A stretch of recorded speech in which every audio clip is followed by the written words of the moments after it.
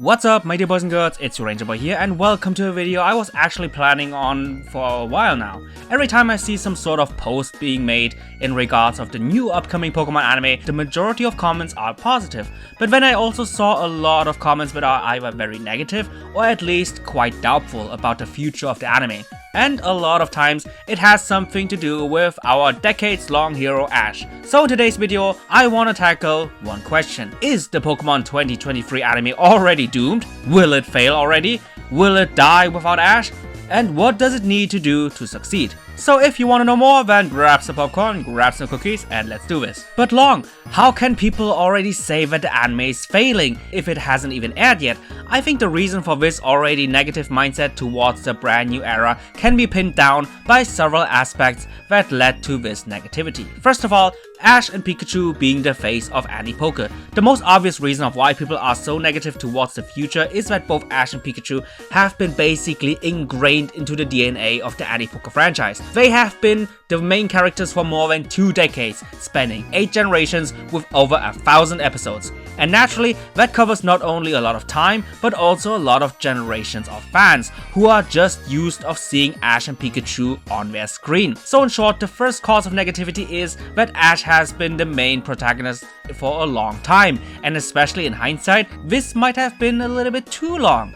There were several instances where you could have easily ended Ash's journey, and every time they never pulled the trigger until just recently. And after all that refusal to finally end his adventure, you instead end it like this, and of course people will reject the new characters. Speaking of the recent ending of Ash's journey, we now have to tackle how exactly the Pokemon Company has ended his historic run, which leads us to number 2, Ash in Pokemon Journeys. I talked more than enough about Pokemon Journeys as a whole and all its problems, which will be in this video, so check that out. But now let's talk about specifically Ash, and from an outside perspective, as a casual fan of the Pokemon anime, you might think to yourself, wait a minute, didn't Journeys end Ash's story with him being the champion of the world, defeating the strongest of the strongest and establishing himself into history books? Isn't that a good ending? And to that I say, yeah, but sometimes the road or the quote-unquote journey towards that achievement more than often is more important than the achievement itself. The other 2 most famous moments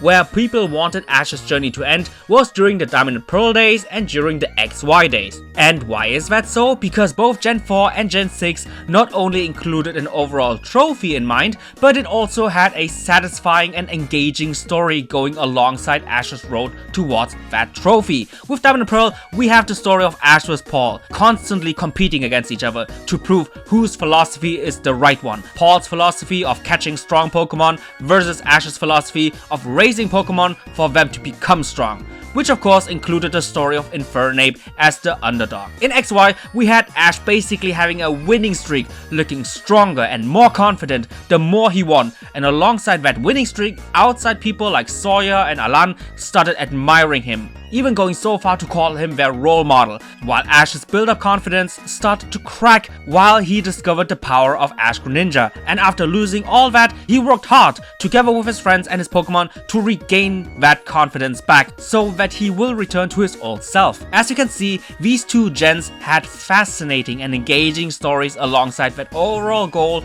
of gaining a trophy, and I think now people will realize why exactly fans didn't really want Ash's story to end in Journeys. Because Pokemon Journeys, the series, never once had such an engaging and several episode spanning story for Ash. Instead of having long-term storytelling like in the past, Ash's run in Pokemon Journeys has to be the most inconsistent, and dare I even say it, the most boring story he ever had. And if you also take the downright abysmal use of the Masters 8 tournament into consideration, and it's just natural that people don't want to end Ash's journey in such an undeserving way. And that naturally leads to many fans neglecting the new characters, not because they don't like them or out of spite, but solely because they want an actual satisfying ending for Ash, with an anime that is beloved by the fanbase, and not an anime like Journeys that is, let's say, pretty much controversial. My third and last point I want to tackle is that fans do not trust AniPoke anymore. What do I mean by that? Well, as I told you before, the AniPoke franchise was able to create great adventures and great characters in the past. But since the end of the XY era, but especially since Pokemon Journeys,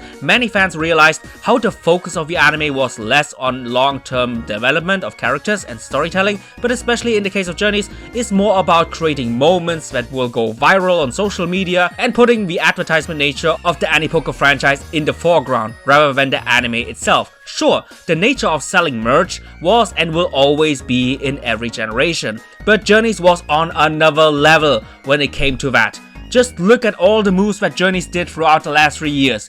Dawn returning a whopping 3 times, not for the sake of contribution, but more so for the sake of advertising both Brilliant Diamond Shining Pearl and Legends Arceus, while the third return was behind an Amazon Prime paywall. Go, at the beginning, being treated like nothing else than a walking advertisement for Pokemon Go, even going so far where they at one point even implemented the guy into the app as an event. Ash catching fan favorite OP Pokemon right from the get-go without even properly training them, to boost the merge instead of actually raising those Pokemon and creating a bond with them. And last but certainly not least, let me ask you a question, my dear boys and girls. Do you know one of the only times in history where Ash made a major appearance in the Pokemon game franchise? Was it in the main games?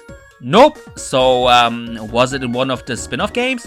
Nope. Unless you count that puzzle game, then I guess you could say yes. But for the majority, it's a no. But where else did Ash appear? Well, the only other time where Ash had a major appearance in the game franchise was in Pokemon Masters, a mobile game with a gacha system and with the rate percentage of pulling Ash being so extremely low, because that is what mobile games are all about. So no wonder why fans can't really trust the upcoming new anime with the way they treated the franchise in the past, and especially Ash. But Long, you now wasted all of our time complaining about Ash and complaining about Journeys, but never really answered the question of will the new anime die without Ash? And there is a reason why I gave you all of these explanations. It's because the new Pokemon anime without Ash will die, it will fail, it will be doomed. For sure, 100%, if they do the exact same mistakes that I just displayed. If they do the exact same things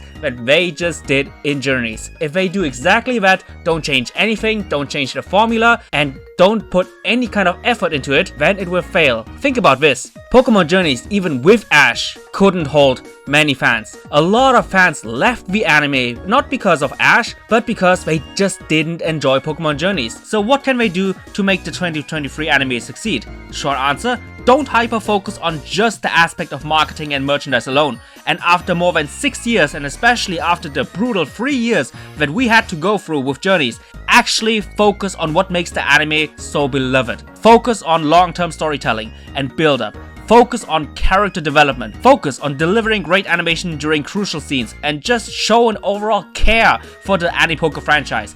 If you can't even do that, then I guess I have to jump on the hate bandwagon and say that the 2023 anime is a failure and it's doomed. Even though personally, I want nothing more for it than to succeed. Anyway guys, I really hope you enjoyed this video. What is your opinion on this rather interesting video? Tell me, and just like always, see you guys in the comments down below.